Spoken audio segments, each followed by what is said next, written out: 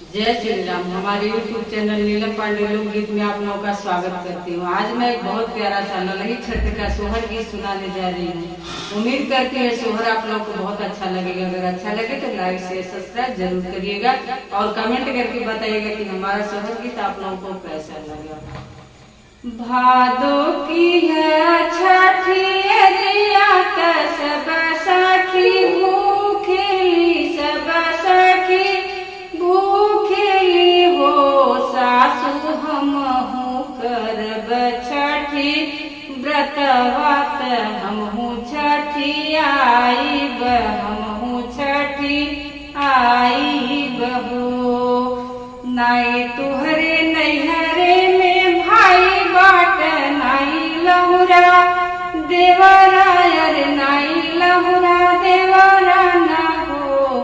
बहुअर नाई तुहरे गोदी में ललन बाट, के छठी अईबू के छठी अईबू न हो। बहुअर नाई तुहरे गोदी में ललन बाट, के छठी अईबू के छठी अईबू न हो। नाई हमरे नैहरे में बिरन बाट, नाई लहुरा देवर बाट, नाई लहुरा देवर बाट हो। सासु नाई हमरे गोदी में ललन बाट, तबो व्रती कर बनी हुर गाठी डर बनी, हुरी गाठी डर बन हो। सासु नाई हमरे गोदी में ललन बाट, तबो व्रत कर बनी हुरी गाठी डर बन हो।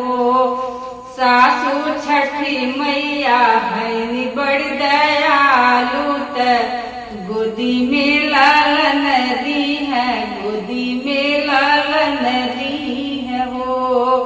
सासु छठी माई हैन बड़ी दयालु, गोदी में ललन दी है, गोदी में ललन दी है हो। 8 महीना नवला हुरी लाज नमलेला, हुरी लाज नमलेला हो।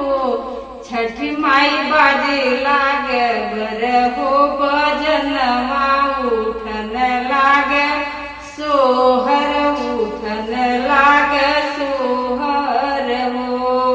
छठी माई बाजे लागे बर हो, बजनवा उठन लागे सोहर, उठन लागे सोहर हो। मचिया ही बैठली सासु त बहुवरिया रज कर, बहुवरिया रज कर हो। सासु असगर भई 3 ननदिया, सुन के नाही आवे, सुन के नाही आवे हो। सासु असगर भई 3 ननदिया, सुन के नाही आवे, सुन के नाही आवे हो। किया भौजी भेजे लो चिट्ठी पाती, किया भेजा नवा बारी, किया भेजा नवा बारी हो। भौजी किया तू भेज बीरन भैया, गर्भ मोर उलव, गर्भ मोर उलवेलु हो।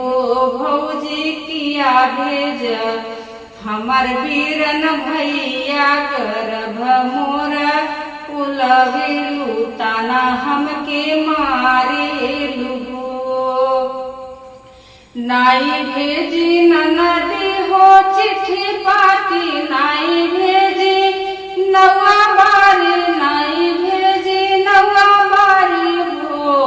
ननदी नाई हम भेजी बीरन भैया, गर्भ नाही उलई, गर्भ नाही उलई ले हो। ननदी छठिया के होती बाटिन देरी, बिरन नाही अइल, बिरन नाही अइल हो।